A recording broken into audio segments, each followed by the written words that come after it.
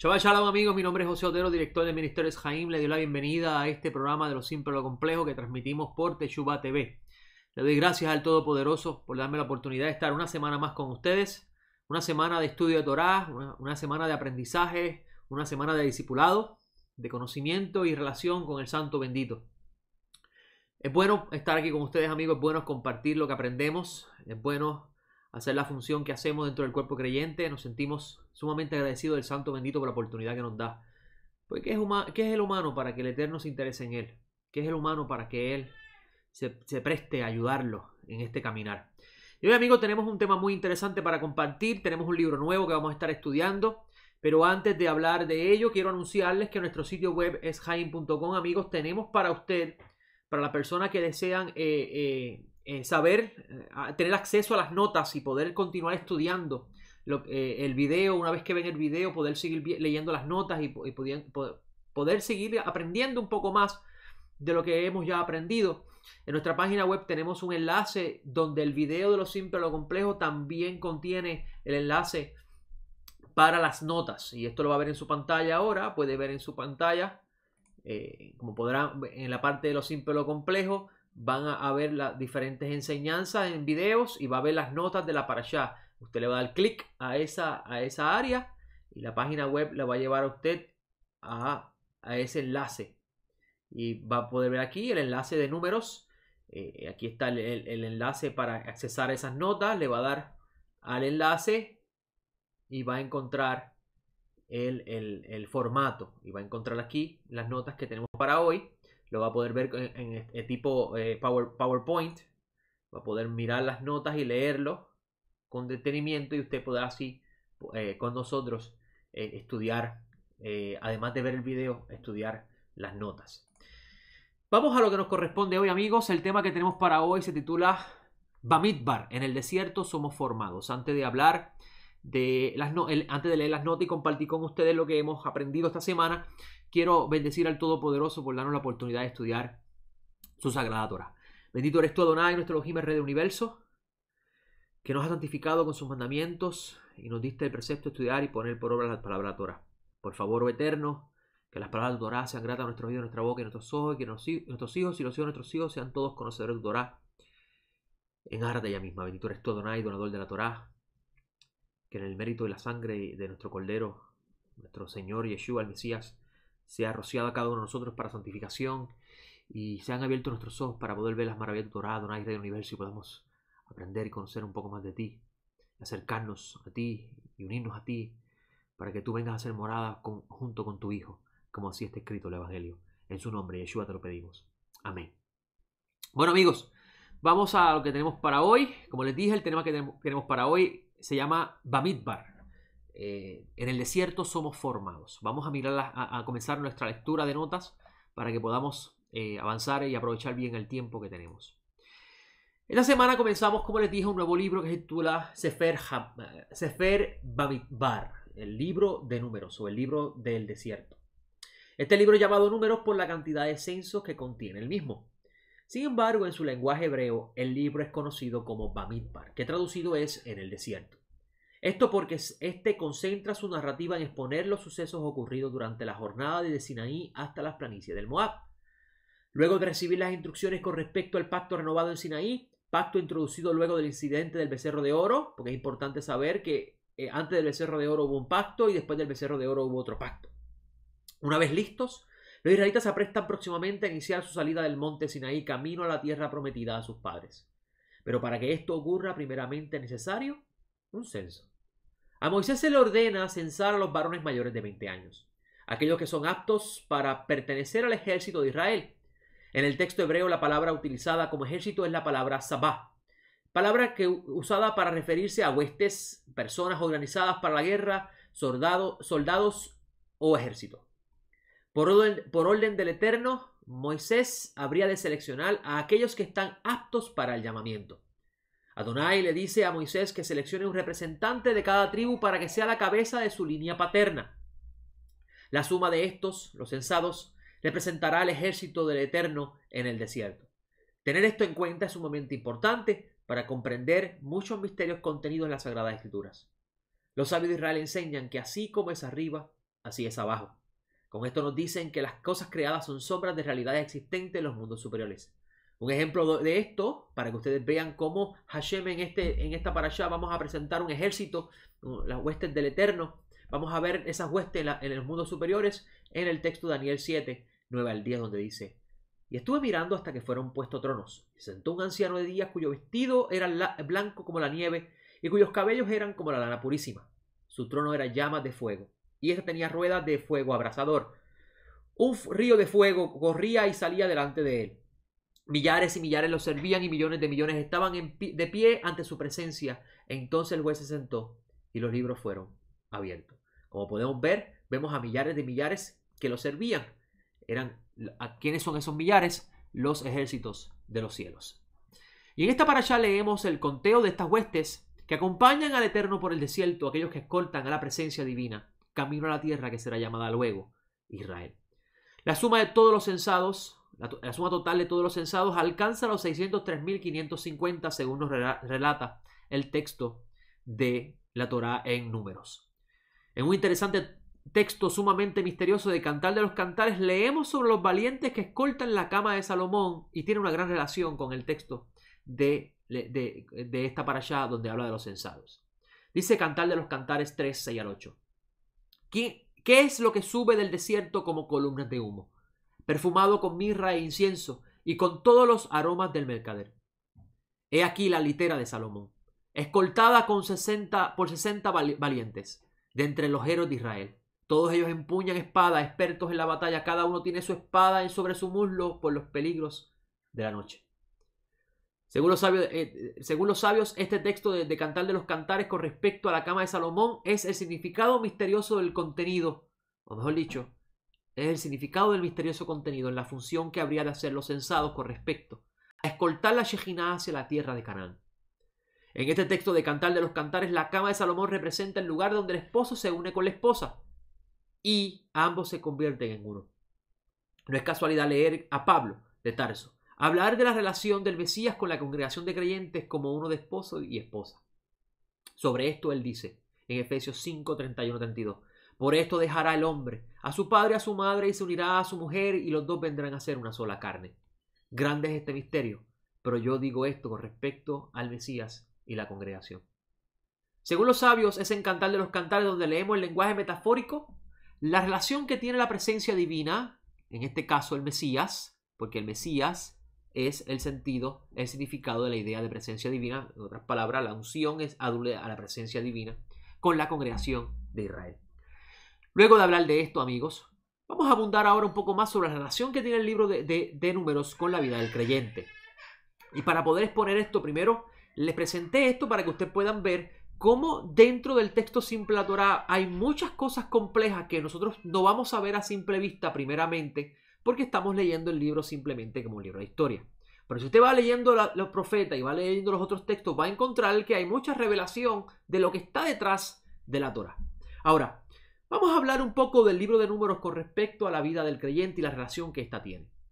Amigo, el desierto es sinónimo de pruebas, y así lo expresa Moisés en Deuteronomio 8.2, donde dice: te acordarás de todo el camino donde te ha traído Adonai tu Dios estos 40 años en el desierto, para humillarte y probarte, y para saber lo que había en tu corazón, si guardaría o no sus mandamientos.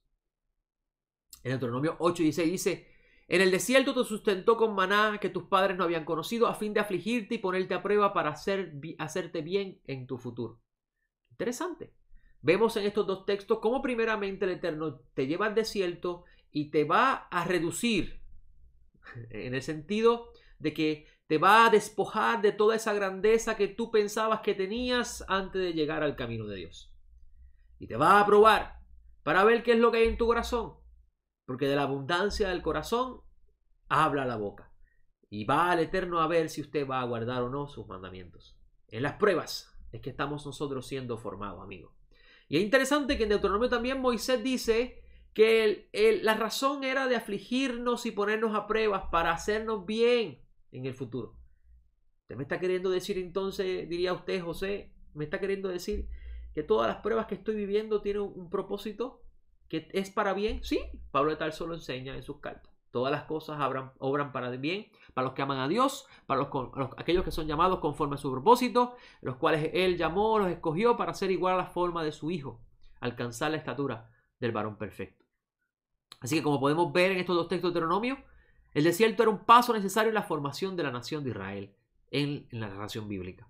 Moisés dice que era para bien. Es interesante leer cómo Pablo de Tarso, escribiendo a la congregación en Corintios, dice que los eventos narrados en la Torá están escritos con el propósito de servir de ejemplo. Y eso se encuentra en 1 Corintios 10, 1 al 13, donde él dice: porque no quiero, hermanos, que ignoréis que nuestros padres estaban todos bajo la nube y todos pasaron por el mar. Y en Moisés todos fueron bautizados en la nube y en el mar. Y todos comieron el mismo alimento espiritual y todos bebieron la misma bebida espiritual, porque bebían de la roca espiritual que los seguía, y la roca era el Mesías. Pero Dios no se agradó de muchos de ellos, pues quedaron tendidos en el desierto, y todas esas cosas sucedieron como ejemplo para nosotros, para que no seamos codiciosos de cosas malas como ellos codiciaron. Ni seáis idólatras, como algunos de ellos, como está escrito: se sentó el pueblo a comer y a beber, se levantaron a divertirse. Ni forniquemos, como algunos de ellos fornicaron y un día cayeron 23,000. Ni tentemos al Mesías, como algunos de ellos lo tentaron y eran destruidos por las serpientes. Ni murmuréis, tal como algunos de ellos murmuraron y perecieron con el destructor. Y estas cosas le acontecían como ejemplo, y fueron escritas para amonestarnos a nosotros, a quienes han alcanzado los fines de los siglos. Miren qué interesante este versículo 10, donde dice que algunos murmuraron y perecieron por el destructor. Y si usted ve el relato, y vamos a verlo en el libro de Números, la plaga la envió el Eterno y perecieron por la mano del Eterno. Entonces, ¿quién es este destructor? Cuando lleguemos a ese momento vamos a exponerlo un poco más. Dice Pablo de Tarso en el versículo 11: y estas cosas le acontecían como ejemplo y fueron escritas para amonestarnos a nosotros, a quienes han alcanzado los fines de los siglos. Así que el que piense estar firme, mire que no caiga. Esto es el lenguaje del libro de Números, amigos. No nos ha sobrevenido ninguna prueba que no sea humana, pero fiel es Dios, quien no os dejará ser probado más de lo que podéis. Antes, bien juntamente con la prueba, proveerá también la salida para que podáis soportar.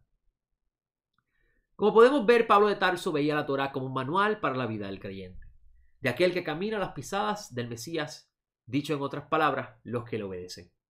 Adonai Yeshua, como el segundo Adán, también pasó por pruebas, amigos, cuyo propósito era perfeccionarlo, como nos dice la carta a los Hebreos, en Hebreos 5, 8 al 9, donde dice: y aunque era hijo, por lo que padeció, aprendió la obediencia, y habiendo sido perfeccionado, vino a ser autor de eterna salvación para todos los que le obedecen. En los evangelios leemos la prueba que vivió Yeshua en el desierto, una vez el Espíritu del Eterno se posa y permanece sobre él. Aquí vemos cómo el texto combina la prueba de Adán en el Gan Edén, en el huerto del Edén, con el desierto que vivió los israelitas. Para este efecto de este comentario vamos a usar la narración de Lucas para poder entender mejor el texto. Y es importante entender lo que vamos a estar expresando, porque guarda una gran relación con lo que vamos a estar estudiando en las próximas semanas en el libro de Números.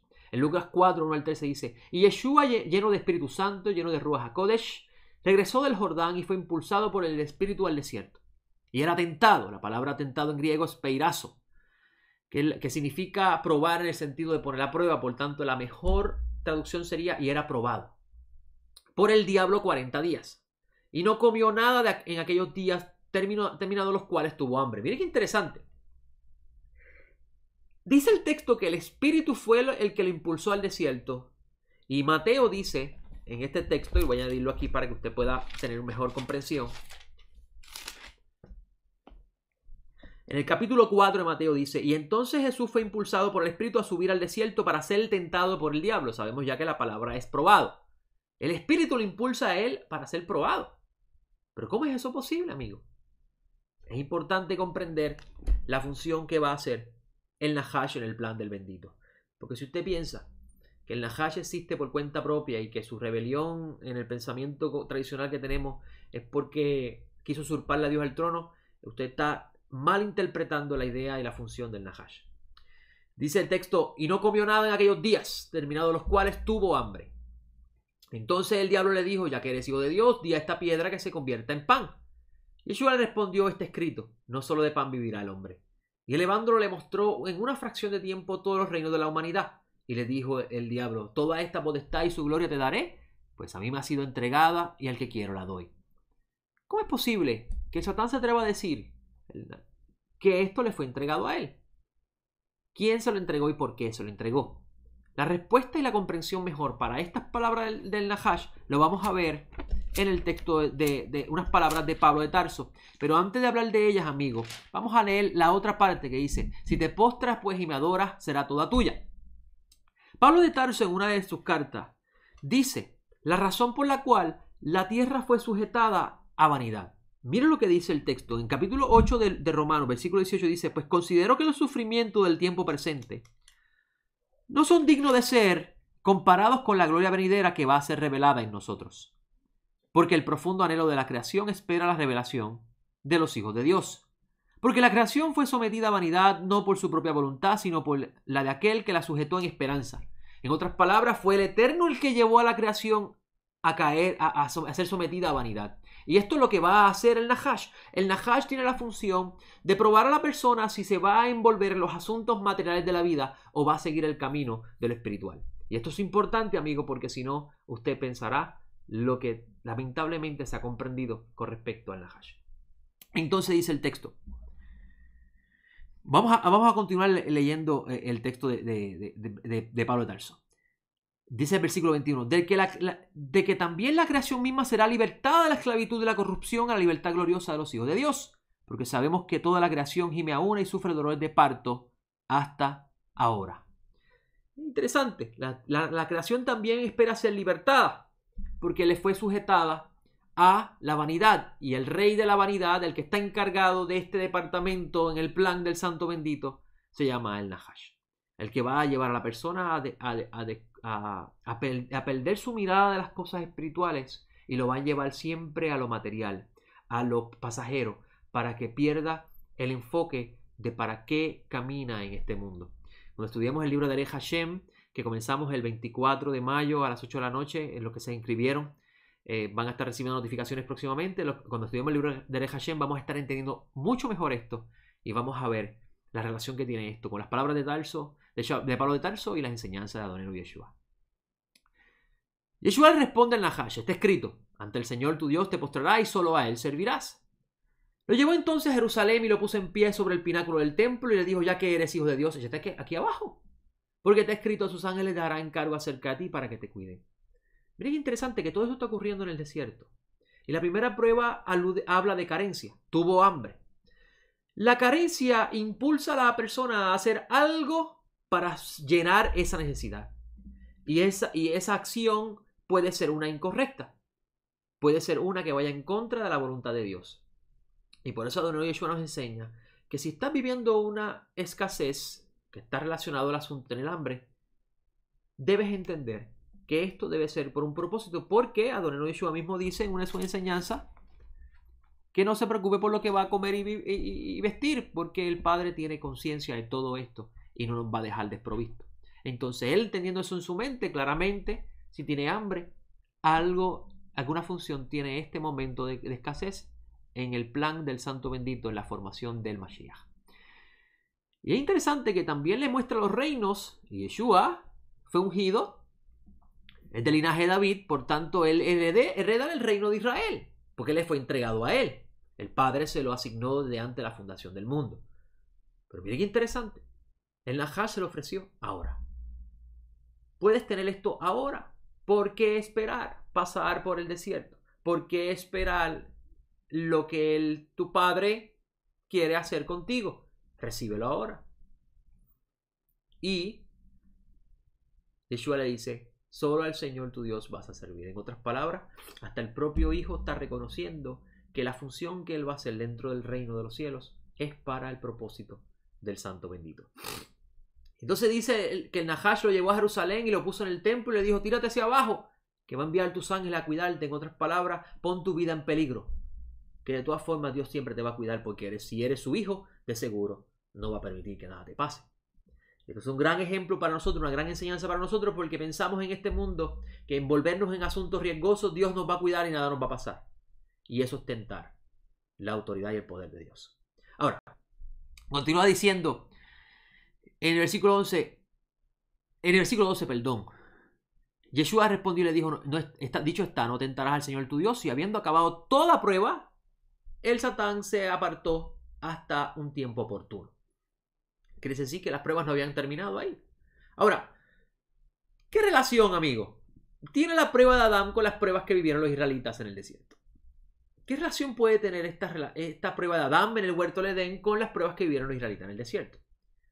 Vamos a ver que si Yeshua es el postrer Adán, está viviendo las mismas pruebas que vivió Adán en el huerto del Edén y las mismas pruebas que vivió Israel en el desierto.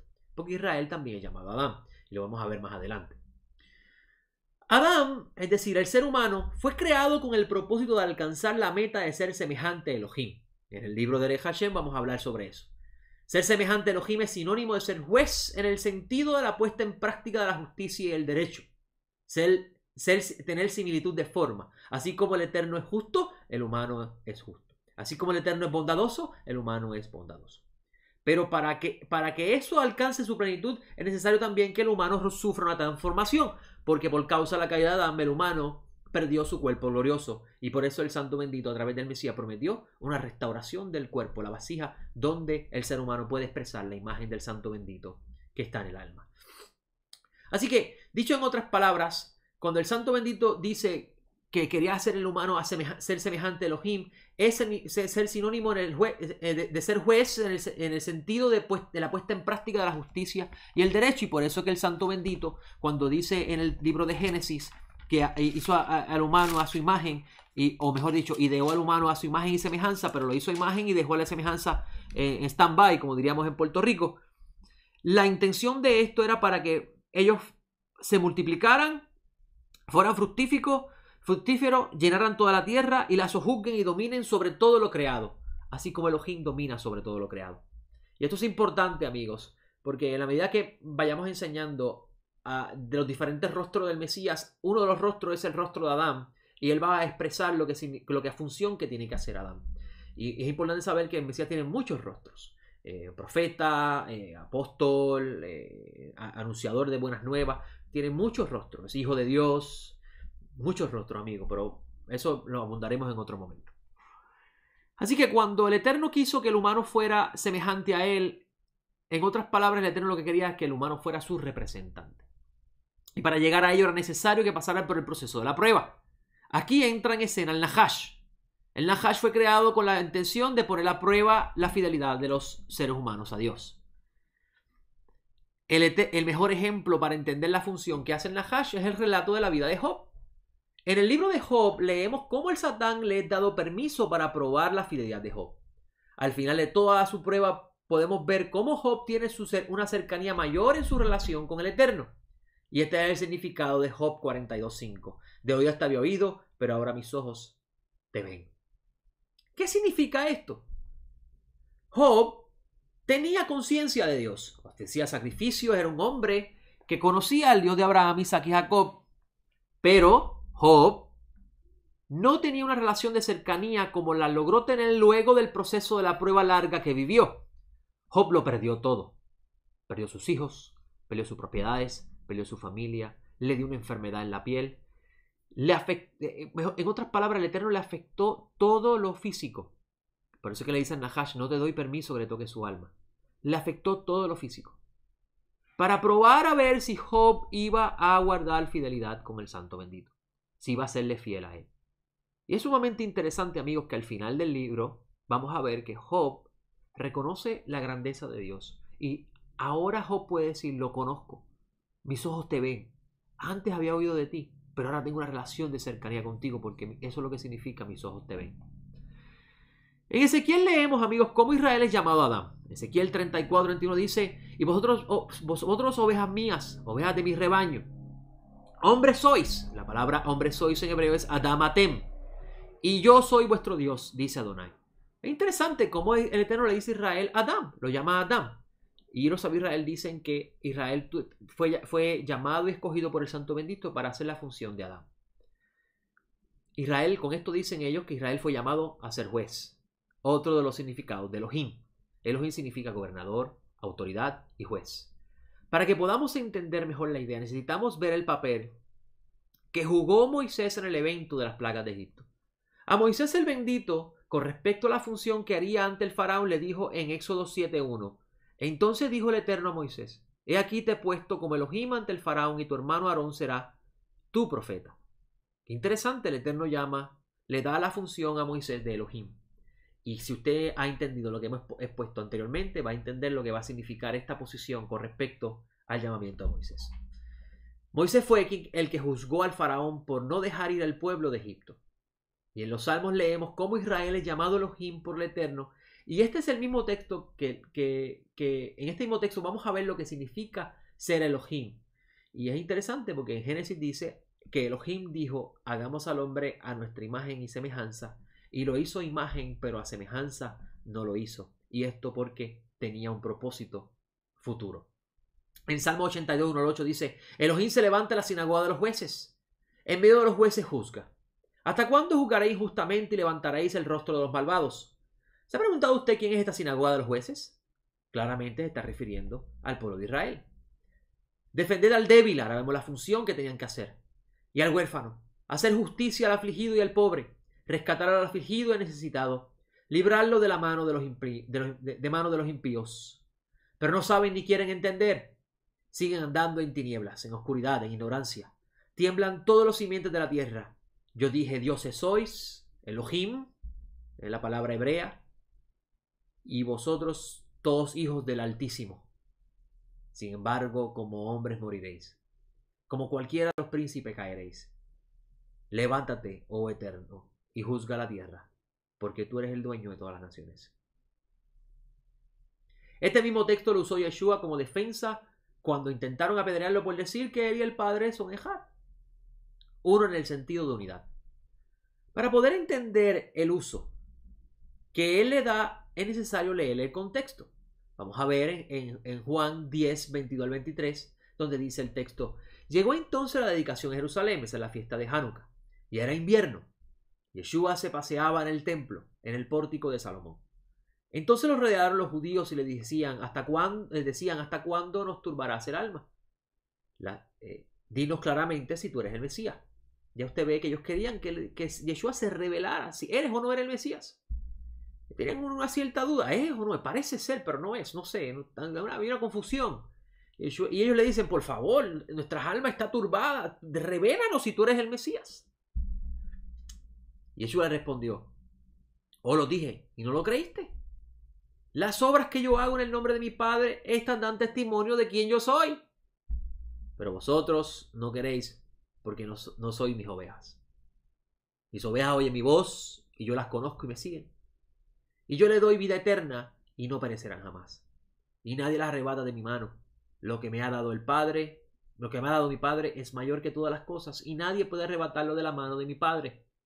Yo y el Padre somos uno. Los judíos alcanzaron otra vez piedras para apedrearlo. Yeshua les dice, muchas buenas obras del Padre os he mostrado.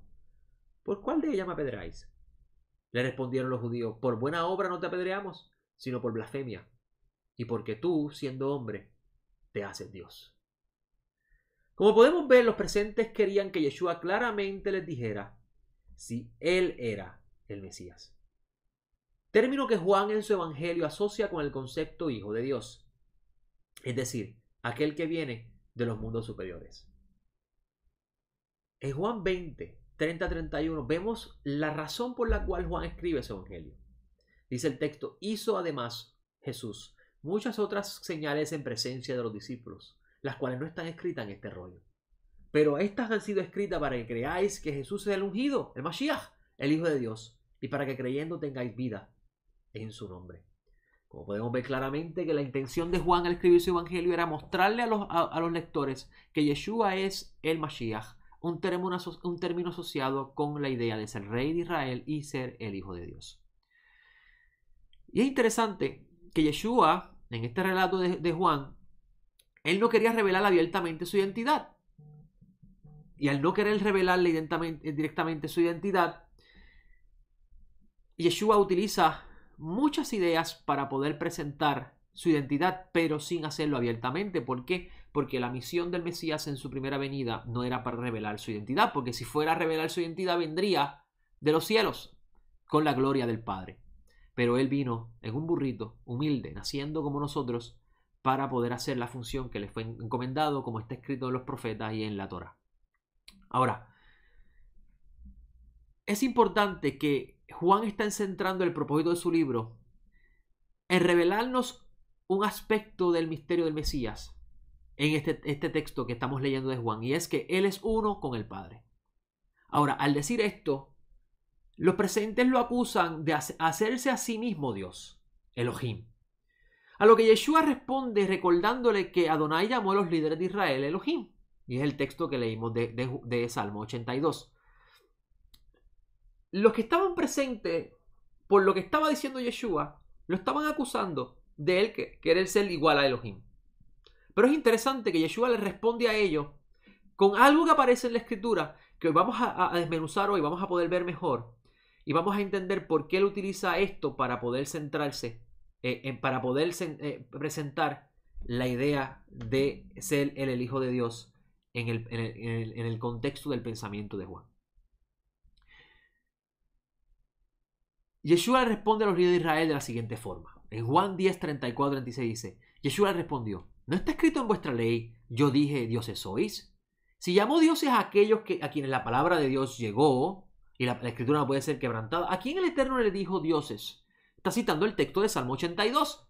Y estos claramente les está aludiendo a los jueces de Israel, quienes fueron llamados para ser imitadores de Elohim y hacer la voluntad del Eterno en la tierra. Y era juzgar con justicia y equidad a los habitantes.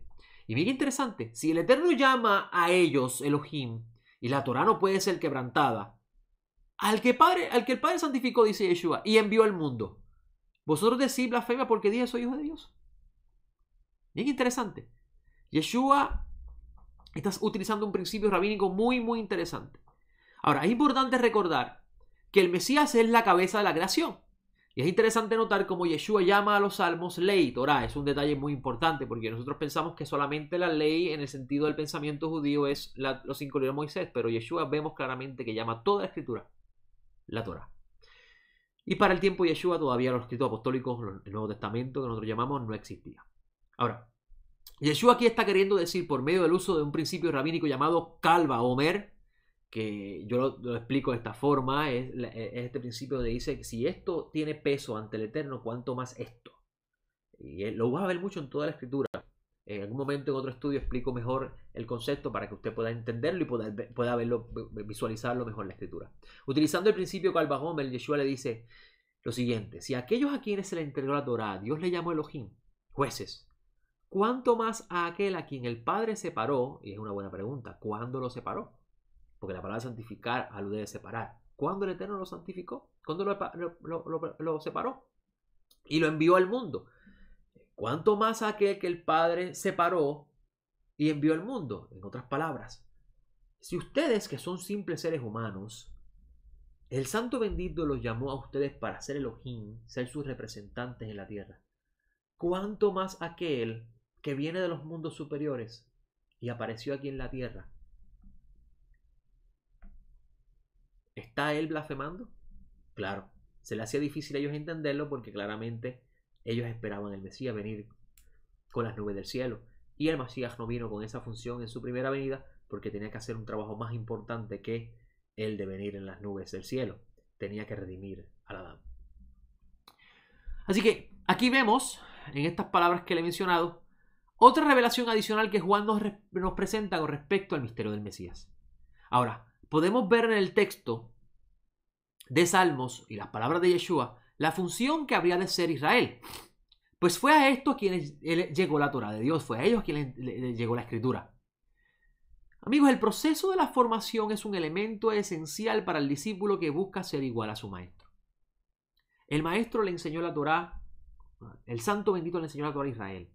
El Santo Bendito fue el maestro de Israel, pero las habló por medio de Moisés. Moisés iba a ser el maestro de Israel con respecto a la función que le correspondía. Y era que Israel fuera igual que su creador ante el mundo. Y esto es importante, porque Israel fue llamado en un principio a ser imitador del Eterno. Algo que lamentablemente se negó a hacer, como nos lo dice el Salmo 82. Amigos, el desierto es el lugar de este proceso de formación. Es necesario que todos pasemos por el desierto. Muchas personas quieren romper ese proceso del desierto porque piensan que se sufre mucho. Pero vemos claramente por lo que le expresé del texto de Deuteronomio, es necesario la aflicción para que lo que está en nuestro corazón salga hacia afuera y seamos sanados. Cuando hablamos del desierto, nos estamos refiriendo a la idea de caminar en el mundo, estar en él, pero no ser parte de él. Con este estado de conciencia, la persona verá el mundo, es decir, el campo de la vida, como un lugar de formación y no como un lugar de morada permanente. Adonai Yeshua ordenó a sus discípulos a formar más discípulos, enseñándoles a guardar lo que él les había enseñado. La educación bíblica centrada en la formación de discípulos es una herramienta vital para aquel que busca ser igual a su maestro pueda comprender cómo las sombras pasadas son parte de la realidad presente. Por eso es que nosotros en Eshaim nos centramos en enseñar la Torá como un manual para la vida. Nos centramos en el pensamiento de Yeshua, donde Yeshua le dijo a sus discípulos, vayan y hagan más discípulos. Y si vamos a hacer más discípulos, tenemos que enseñarle al discípulo los mensajes que contiene la Torá con respecto a la vida. Porque son los mensajes que están contenidos en la Torá los que nos van a ayudar a nosotros en este largo desierto poder evitar repetir los mismos errores que repitieron los antiguos y que no les permitió entrar a la tierra, como dice el autor de Hebreo en una de sus cartas, en uno de sus comentarios, donde dice que la generación que recibió la buena nueva por no escuchar no entró a la tierra, y nosotros no debemos ser igual que ellos, sino que debemos aguardar la fe del Mesías y esperar aguardar este desierto largo para alcanzar a esa esperanza que tenemos. Y por eso es que nosotros, la meta que está expresada en la Escritura con respecto al plan de Dios sobre aquellos que son llamados y escogidos es formarlos para que sean igual a la estatura del varón perfecto, de su Hijo, el Mesías, nuestro Señor, y eso lo habla claramente Shaul Tarso en Romano. Pero para poder pasar por esto es necesario el desierto. Yeshua pasó por el desierto. Y a través de ese desierto fue Yeshua perfeccionado. Porque Yeshua vino como un mero ser humano. Como lo dice Pablo en su carta a los Filipenses. Se despojó de su gloria, su vestidura celestial, y tomó la vestidura de un siervo, la vestidura de un mero mortal. Y a través de esta vestidura glorificó al Padre, al ser obediente en todo momento, y nos sirvió a nosotros de modelo, de ejemplo de lo que es ser un humano que se despoja para servir al Santo Bendito. Y es interesante, porque cuando hablamos del humano despojarse, nos estamos refiriendo, podríamos decirlo en el lenguaje moderno, de su ego. El principal opositor del Creador es el ego del humano, lo que llama la Escritura el espíritu del hombre. El ser humano piensa que él es dueño de su destino y que todo lo que tiene lo ha alcanzado por sus propios esfuerzos. La identidad personal que se crea lo hace engrandecerse y pensar de que él es lo último aquí en la tierra. Y el Eterno, a todo aquel que llama a salir de ese estilo de vida, los va a pasar por el desierto con el único propósito de despojar el viejo hombre y vestirlo del nuevo hombre. Ese es el plan. Es necesario que todos pasemos por el desierto. Es necesario que pasemos por dificultades para poder entrar al reino de los cielos, formados correctamente. Por eso, amigos, en el desierto somos formados. El desierto es el lugar donde el Eterno nos forma luego de ser llamado. Así que es importante saber que usted en este mundo vive de manera temporera y por tanto este mundo se convierte en un desierto para usted. El desierto, que es el campo de la vida, se convierte en el lugar de formación y no como un lugar de morada permanente. Adonai Yeshua, como les dije, ordenó a sus discípulos a formar más discípulos, enseñándoles a guardar lo que Él les ha enseñado. Y por eso es que la educación bíblica centrada en la formación de discípulos es una herramienta vital para aquel quien busca ser igual a su maestro y pueda comprender, como les dije, que las sombras pasadas son parte de la realidad presente. Los ciclos se repiten, las cosas son repetidas en diferentes formas, pero con la misma idea. Son los censados, aquellos que el Eterno ordenó a que los cuenten como parte del ejército, los escogidos para alcanzar la estatura del varón perfecto. Pero queda en el escogido, amigos, llegar a la meta.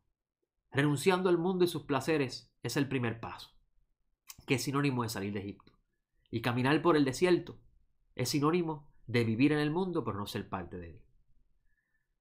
Pablo de Tarso tal vez tenía esta idea en su mente, cuando escribió lo siguiente con respecto a la resurrección y la perfección. Y lo voy a leer en esta versión, aunque en las notas hay otra versión, lo voy a leer en esta versión porque como está escrito en esta versión me parece muy muy buena. Voy a buscar el texto de Filipenses 3, 12, 21.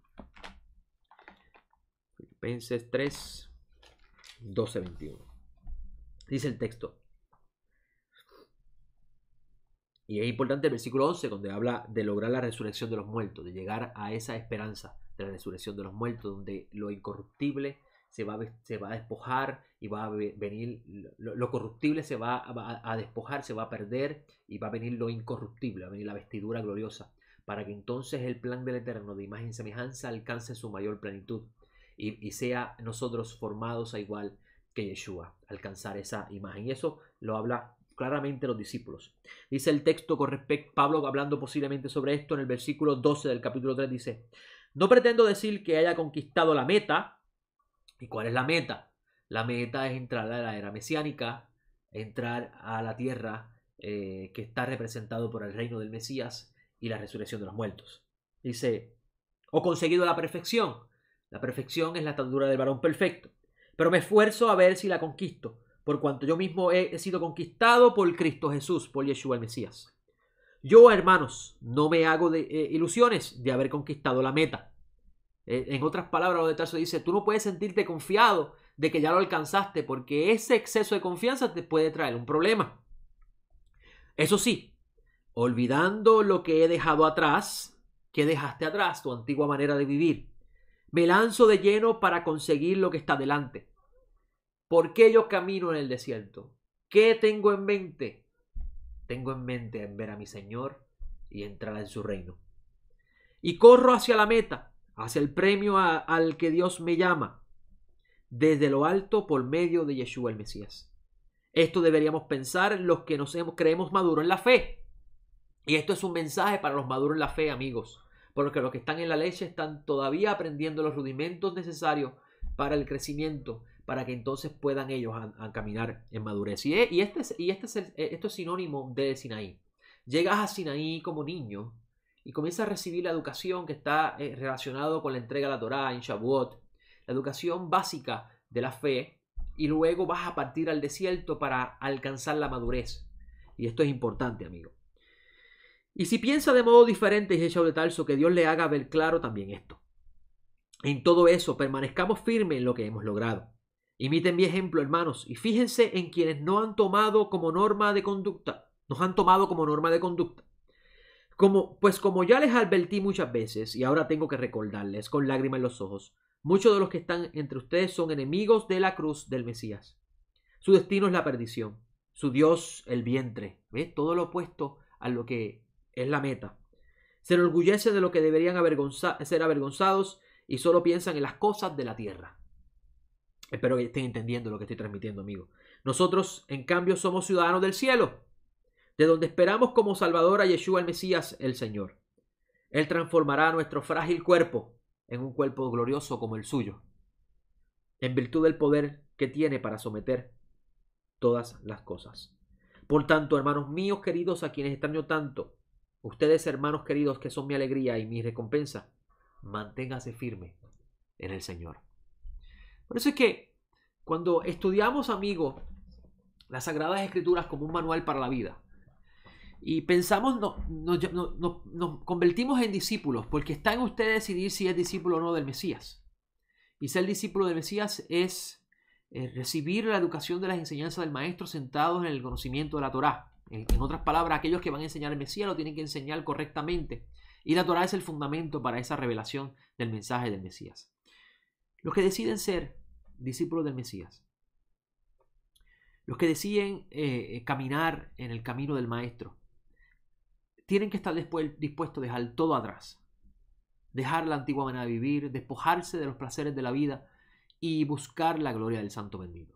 Cuando hablamos de despojarse de las placeres de la vida, es vivir en el mundo pero no aferrarse a él. No pensar que la vida consiste en comida y en bebida, sino que la vida consiste en hacer la justicia de Dios y sus obras para que seamos imitadores de nuestro Santo Mesías.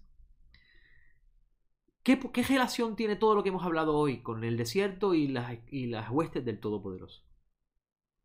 Yo me atrevo a decir, amigos, después de todo esto, que aquellos que han renunciado al mundo de sus placeres por seguir el camino del Mesías, al final serán parte del ejército de los santos.